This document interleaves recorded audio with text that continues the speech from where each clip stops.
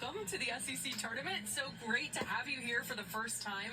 Feels like forever. We've been counting down to this moment. How excited are you to have a little bit new scenery here in the postseason to start it out? Well, I don't think words can put it into place. You know, it's just really exciting to be part of this atmosphere and be part of this tournament that we've watched from home for the last few years. You know, it's very exciting. Some great competition and already some good games that have already gone ahead of us. Yeah, great competition throughout the SEC all season. Reese, I'm curious from your perspective, what has it been like from the transition from Big 12 to the SEC and just the gauntlet of the SEC that you always hear about? What was it like experiencing it firsthand? Yeah, SEC is definitely a different level of competition coming in new. It kind of hit us a little hard. The schedule is tough, and it just shows how big the softball program is grown throughout the past few years. So it's really cool to be able to be on this stage and play against the best. And Coach, I'm curious, did anything change from your coaching style, practice schedule in terms of going from series to series, facing all of these elite teams? Yeah, some of obviously the Monday series. John, a head coach and a softball player for the University of Texas. So it was one less day of practice during the week, and and the travel too. You know, instead of having one plane flight, we had 3 plane flights plus this one.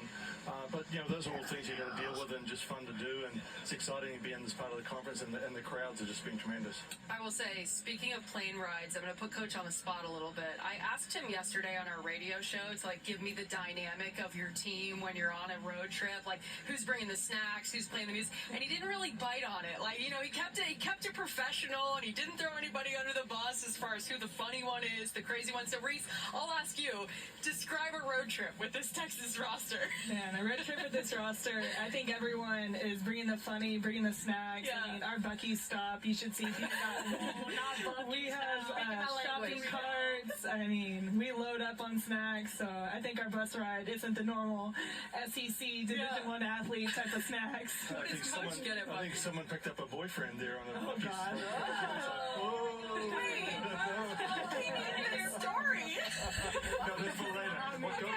Okay. I want to know what you get at Buc-ee's, though. Oh, me, jerky, and then some of the barbecue turkey. Yeah. Spoken like a true Texan. I think we're converting. Tori loves it. Hey, y'all.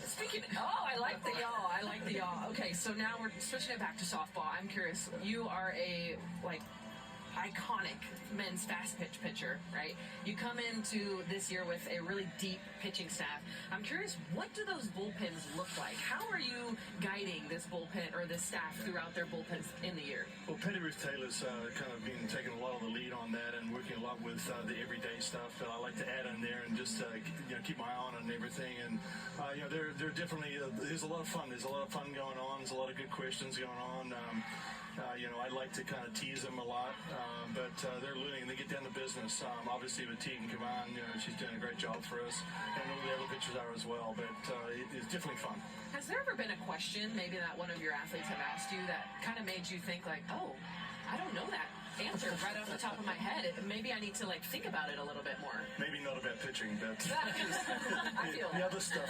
We get some interesting stuff going on in there, but usually about New Zealand, something about New Zealand. They want to know, something more about my home country, and it's always fun to help, to spread some stuff about that. The best international men's fast pitch program is New Zealand, by the way, in case you folks don't know that. Reese, I am curious from your perspective as a catcher, what's it like to catch this staff adjusting? It seems like they complement each other so well.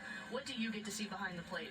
Yeah, this staff is definitely one of the best in the country. You come in with Tegan Kavan. I mean, she's just such a competitor and one of the most cool, calm people that I know. So it's really cool to have her in our roster on our team to be able to go out there and compete every pitch. And then Vasila Gutiérrez is just throwing junk and nasty stuff all the time. I mean, it's definitely hard to catch her, but does she ever fool you? She does sometimes. I mean, her ball just moves so much. It's a little hard to adjust to coming from Tegan to Sid, and then Mac is obviously going to go out there and just throw real hard, come at you real strong. So it's definitely cool to have this staff. Well, I mean, we forgot one pitcher, Mia Scott. Debut.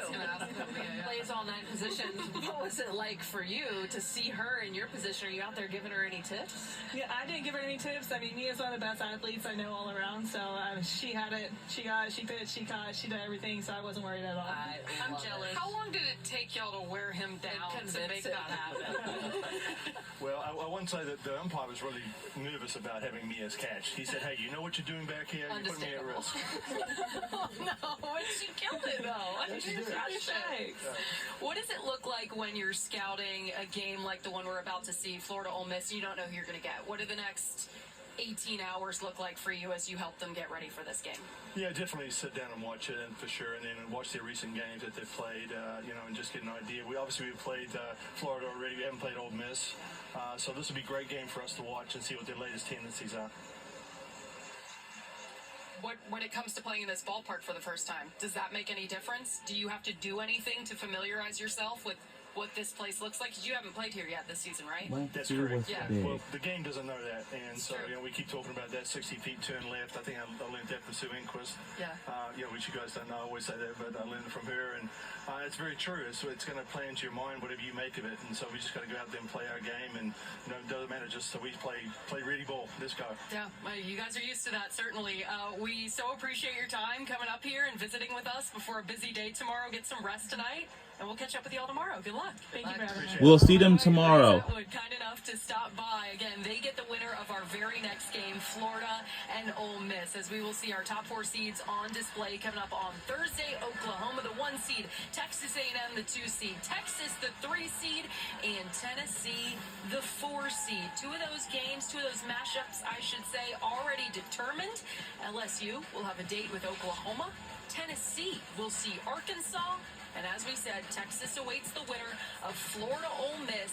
First pitch coming your way, 5:02 Eastern Time from right here inside Jack Turner Stadium in beautiful Athens, Georgia. We've also got some late night softball tonight, South Carolina, Alabama. The Tide getting a big win over Auburn last night to earn another shot at those Gamecocks who got the best of them in Columbia just a couple of days ago. Here's a look at, wow, there's a lot of numbers on